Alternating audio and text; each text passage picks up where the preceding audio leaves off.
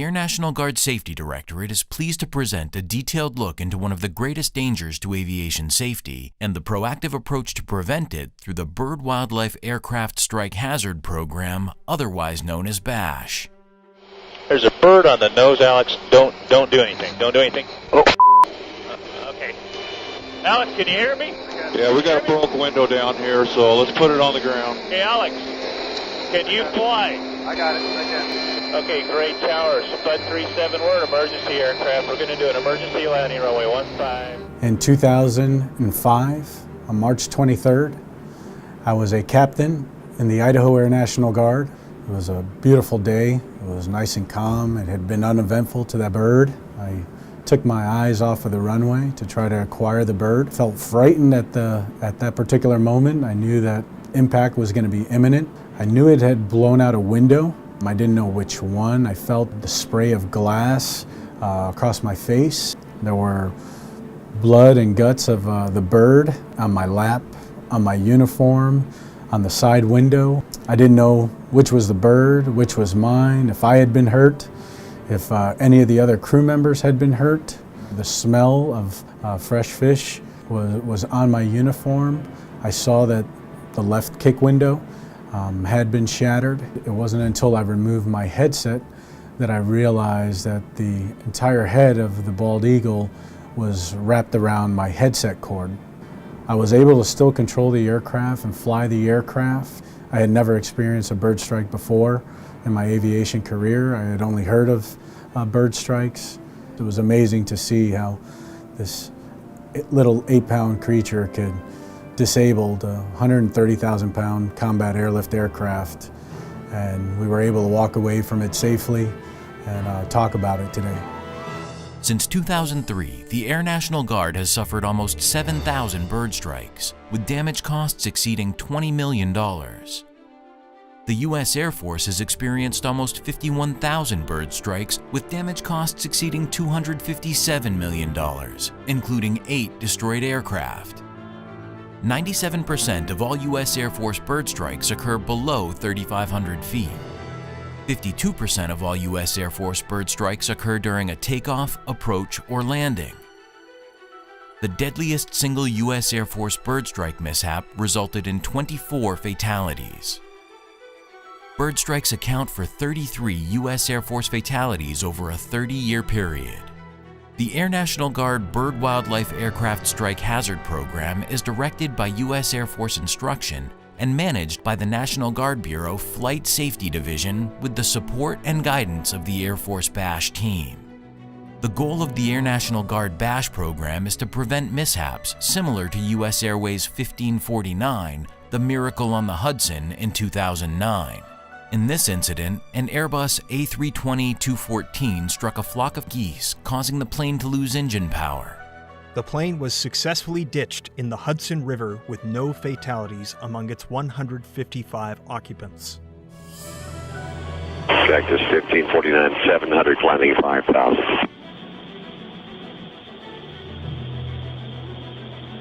Cactus 1549, departure to contact line, maintain 15,000. Maintain 15,000, Cactus 1549.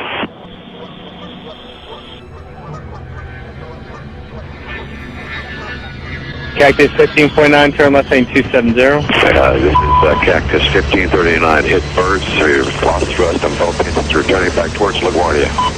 Okay, you need to return to LaGuardia. Turn left heading of 220. 220. Tower, stop your departures, got emergency returning. It's 1529. He bird strike, he lost all engine, he lost the thrust in the engines, he's returning immediately. Cactus 1529, which engines? He lost thrust in both engines, he said. Got it.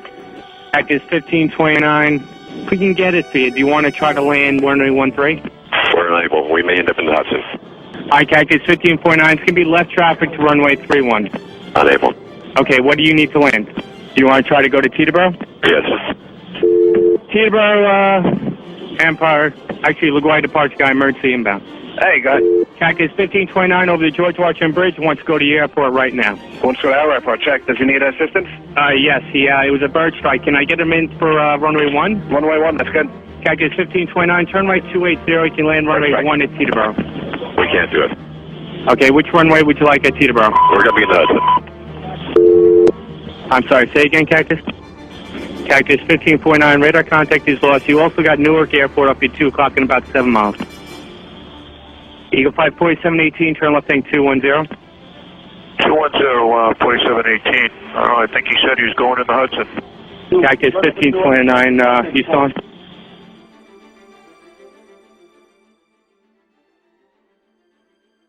Some incidents were not as fortunate as Flight 1549.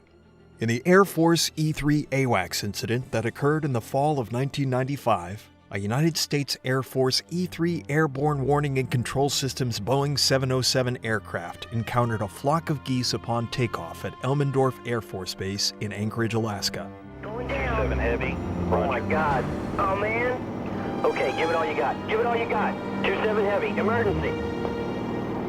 Roll a crash. Roll a crash. Crash. We're going in. We're going down. Several geese were ingested in the number 1 and number 2 engines, resulting in the catastrophic loss of the aircraft. All 24 people on board were killed. As a result of these incidents, all U.S. Air Force flying units are required to have functional BASH plans and programs. This requirement also applies to all Air National Guard units, even those located on joint use or civilian airfields. There are few things harder than trying to mitigate wildlife in a joint use facility where you have civilian ops on one side and you have military operations on the other. And when it comes to bird strike hazards, oftentimes civilians, airports will report their strikes, but never notify, of course, then the military side of the airfield of the same hazard. So we have to ensure that when airports have wildlife hazard management plans in place for the certificated airports, when they create a wildlife hazard working group, they need to ensure that all of the different factors there on site are going to be part of that working group so that the military is working very closely with the civilian side. Prevention is key, and the Air National Guard is committed to avoiding high-hazard situations through environmental stewardship and operational planning. Every Air National Guard BASH plan is prepared by the National Guard Bureau BASH contractor as a part of the unit's BASH assessment. Our major role is in the Air Force Safety Center BASH team is policy. We write policy, including AFIs, to how to protect our airfields from wildlife. We also give support throughout the Air Force, whether it's technical support. We also do staff assistant visits. We actually go out to the airfields and look at the habitat, look at the wildlife. We provide them with a comprehensive BASH report after leaving that airfield. Most Air National Guard units operate out of smaller municipal airfields that may have limited resources to maintain an effective BASH program. Because of this, the NGB Safety Directorate has assigned a BASH expert to develop effective BASH programs at all Air National Guard airfields. The NGB BASH expert conducts BASH assessments at each airfield every 5 or 6 years. At every BASH assessment, 8 specific areas are addressed. The first area is the kickoff briefing. During this, both the Air Force and Federal Aviation Administration BASH programs are reviewed so that each on-airfield agency understands their purpose and requirements. The NGB BASH expert then discusses concerns specific to that unit location and coordinates visitation times with Air National Guard and airport personnel. Immediately following the kickoff briefing, a ground-based airport survey of the entire airfield is conducted with the Safety Office, Air National Guard Base Operations, the United States Department of Agriculture, and various representatives from the airport. The airport survey sets the foundation for the BASH report. The air traffic control tower visit will be conducted to meet briefly with the tower chief and controllers to stress the importance of relaying birdwatch conditions to all assigned and transient military aircraft. Authorizing guidance will also be provided and discussed. A flight over the airport range and surrounding areas is crucial for observing local and environmental issues associated with wildlife hazards. They are particularly important for geographically separated areas such as a range or transition airport. Arrangements are usually coordinated with tenant or nearby units such as Army National Guard, Coast Guard, or State Police, as it significantly aids in the survey process. Following the aerial surveys, the BASH team will move on to the surrounding areas not part of the airfield. This is to identify land uses, natural areas, local wildlife movement corridors, and migratory pathways that could potentially affect flight safety. An educational presentation will then be conducted to all available maintenance and quality assurance personnel to discuss the importance of proper bird strike collection techniques and how their efforts impact the prevention strategies for that airfield. The role of the Smithsonian Institution in the BASH program is basically to provide identifications of birds that are struck by aircraft. Bottom line, if you know what the species of birds are that are causing the problems, then you can do something about preventing those birds from coming into that environment. Really, the most important reason that you have to continue to send in remains for every bird strike that occurs on your airfield is that every case is different. Sometimes we think of this as CSI for birds, because once we get the remains and we know what the bird is, then we can send that information out to the field and the mitigation efforts can begin. Every bird strike case is different. Every airfield is different, and it's a continuous long-term process in learning these trends so that we can prevent bird strikes from happening. There are a lot of tools as wildlife managers that we can employ to deal with the wildlife bird strike problem at airports. There's a lot of different tools, but they all have to be implemented in an integrated manner. What we prescribe is an integrated approach. There's not one silver bullet that can solve the bird strike problem at an airport. So we have to bring all of our different tools together. The NGB BASH expert will provide a demonstration of the capabilities of the Bird Avoidance Model, or BAM, and the U.S. Avian Hazard Advisory System, or AHAS. Within 60 days of this assessment, the NGB BASH expert will provide a start-to-finish unit BASH plan. This comprehensive plan details the potential aircraft hazards, recommended prevention strategies, and actions required in order to comply with the FAA and Department of Defense wildlife guidance. Once completed, the units are required to review and update their BASH plan annually.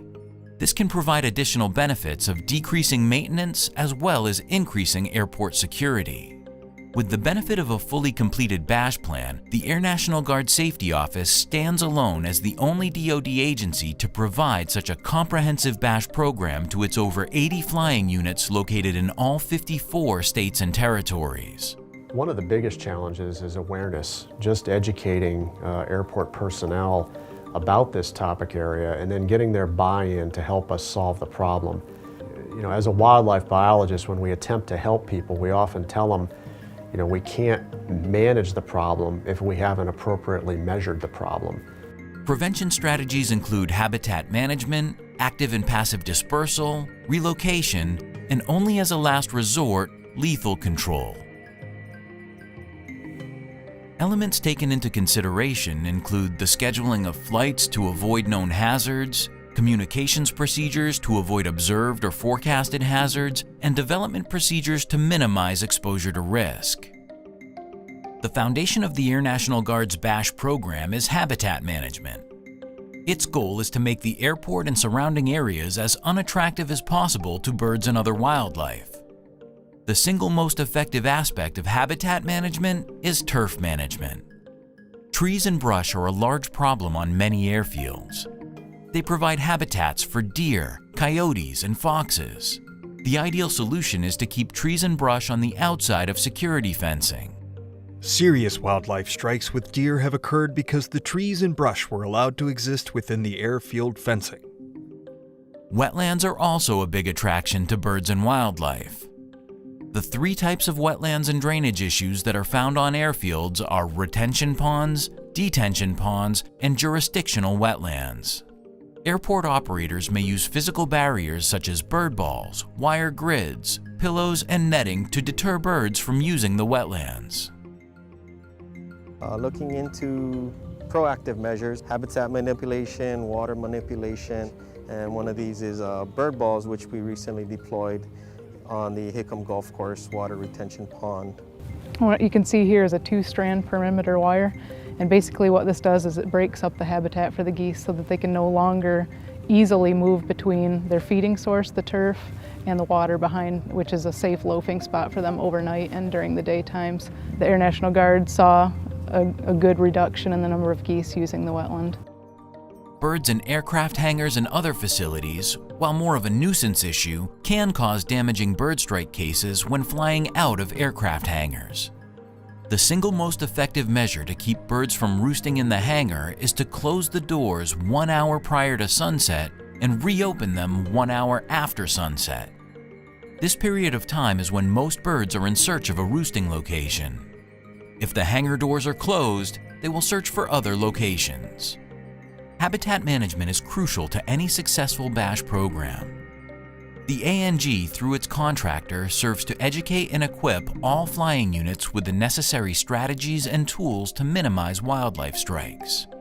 Beginning in the early 1970s, the North American population of large bird species increased tenfold. The Air National Guard uses active and passive dispersal techniques in order to train animals to avoid airfields. Non-lethal and humane dispersal options are the preferred method. The most commonly used are pyrotechnics, which launches a noise cartridge from a pistol; long-range acoustic device, or LRAD, which uses a handheld parabolic speaker and an MP3 player to project an intense beam of sound; recorded bird distress calls, which are played from vehicles or building PA systems; falconry. Seen as predators to birds, falcons are trained to fly around the airport at select times to keep birds away from that area; and canines, which harass flocks of birds. By effectively using the techniques previously listed, birds and other wildlife should learn to relocate to a new habitat. The Federal Endangered Species Act of 1973 requires all federal agencies to consider listed species in their planning efforts and take action to further the conservation of these species. It's appropriate to develop habitat outside of the airport boundaries so that when we manage the airport to make it as unattractive as possible, then they have a place to go. But we never want to manage the airport environment to promote endangered species or to develop wetland habitat. And we always have to keep in mind that the airport is not a wildlife refuge. Many airports have old or bare surfaces that are no longer feasible to maintain. These surfaces are a desired habitat for mourning doves, killdeer, and rock pigeons, and also cause potential foreign object damage to aircraft. Proper prevention for unused surfaces is to either repave the surface, completely remove the deteriorating surfaces, or apply herbicides and adequately seal all cracks for all surfaces still in use. Many airports like this have a lot of open habitat around them. And unfortunately, many state agencies and the federal agencies want the airports to use that open space to promote wildlife habitat, especially when there's state-listed threatened or endangered species or species of special concern, or those that may be associated with wetlands. So they ask the airports to develop habitat to promote these species. Unfortunately, there's a lot of unintended consequences. It's generally not the state-listed species that cause the problem, but the others that are attracted to this habitat. FAA guidance says that state-listed, threatened, and endangered species may exist on airport property if they pose no safety problem and their presence does not compromise safe airfield strategies. The Air National Guard, working in partnership with government agencies, local communities, and private industry, is making real progress in protecting America's natural resources while supporting military readiness. Only as a last resort can lethal control measures or depredation be used. If a stubborn animal is impacting aircraft and crew, even after active and passive dispersal methods are used, lethal measures are necessary. If the BASH model is properly used, the Air National Guard will ensure the safety of aircraft and crew and potentially save millions of dollars on equipment repair. The Air National Guard also uses BAM, Bird Avoidance Model, and AHAS, Aviation Hazard Advisory System, to reduce the number of collisions with aircraft. They are pre-flight planning websites that indicate historical presence and radar bird presence on a flight map. This helps aircraft avoid areas with a high bird presence. We ensure that the airports have the information necessary to mitigate their wildlife hazards, but it goes beyond that. We also ensure that we have partnerships with other federal agencies through MOUs and MOAs. We ensure that there is sufficient amount of outreach and education material for those airports. We also like to ensure that we have enough research that is being conducted so that we can better understand the problems with wildlife hazards. The Air National Guard, I think, has been a leader in implementation of procedures and processes to get a handle on the bash problem. But a lot of this planning and process type stuff that's gone on has been very effective, especially in raising awareness. The efforts that the Guard Bureau has implemented over the past decade in terms of measuring the problem and then providing a very basic strategy to help Guard facilities plan for this has been extremely effective in reducing bash hazards. The Air National Guard BASH program utilizes the layer of defense strategy by employing a combination of active and passive techniques described in this video. The objective is to sustain mission capability by ensuring the safety of aircraft and crew utilizing the most humane and proven effective prevention efforts possible. Effectively and successfully managing wildlife at our airfields takes teamwork. The ANG is steadfast in our goal of safe flight operations and smart environmental management. To learn more about BASH, visit this website.